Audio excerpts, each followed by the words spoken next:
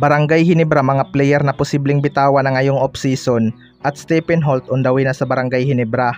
Yan mga bro, pagkatapos mong i-like ang ating video, mag-subscribe na rin kung bago ka pa lang sa ating channel at i-click ang notification bell para lagi kang updated sa ating mga sports balita.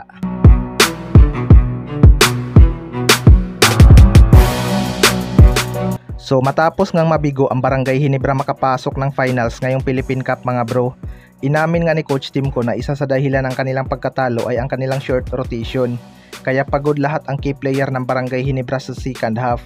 Wala rin naman kasi gaanong makukuha si Coach Tim Con sa kanyang bench na kayang sumabay sa laro ng Meralco Bolts. Kaya expected na may gagawing trade ang Barangay Ginebra. Isa nga daw sa kanilang mga target makuha ay itong promising guard ng Terra Firma Jeep na si Stephen Holt. Matagal na nga itong naro-rumors sa Barangay Ginebra mga bro.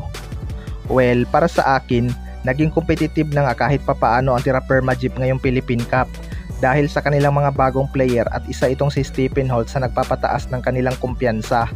Kaya maraming ang nagsasabi na sana daw ay hindi muna galawin itong lineup ng Terra Firma Jeep upang makabuo sila ng chemistry at maging playoffs contender. Malaki naman sana ang potensyal nitong Terra Firma Jeep kung hindi lang sana napipitasan ang kanilang lineup. Kaya titingnan na lang natin kung bibitawan ba nila ito. Sa kabilang banda naman mga bro, mga player na posibleng bitawan ng Barangay Ginebra. Maraming ang player itong Barangay Ginebra pero hindi naman nagagamit mga bro lalo na kapag crucial ang laban. Kaya isa nga sa posibleng bitawan na nila ay itong si Jeremiah Gray.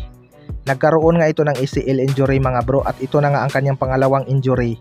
Kaya marami na talagang duda na babalik pa ang dating laro nito. Alam naman natin na marami ng basketball career ang nasira dahil sa injury. Hindi nga ito basta-basta dahil umaabot ng 1 taon ang healing process o higit pa mga bro. Sayang talaga ang potensyal itong si Jeremiah Gray dahil sinira lang ng injury. Sunod naman ay itong si Aljun Mariano. Matagal na rin itong hindi nakapaglaro sa Barangay Ginebra. Maayos naman na daw ang lagay nitong si Aljun Mariano mga bro pero hindi niya daw alam kung bakit hindi siya inactivate ng Barangay Ginebra. Malakas pa naman sana ang depensa nito at napaka-hassle din ng player na to. Sayang lang talaga mga bro at hindi na ulit ito nabigyan ng chance ngayong season. Sunod naman ay itong si Bonpi Sumal. Malaki nga ang expectation ng mga fans na magiging big impact itong si Bonpi Sumal sa Barangay Ginebra dahil kilalang sharpshooter nga ito. Binansagan pa nga ito noon na Klay Thompson ng Pinas pero matapos itong mabangko sa SMB at matrade sa Barangay Ginebra, pababa ng pababa nga ang quality ng kanyang laro. Hindi nga ito gaano nakakakuha ng playing time dahil sa kanyang shooting na inconsistent. Kayo mga bro, ano masasabi nyo tungkol dito?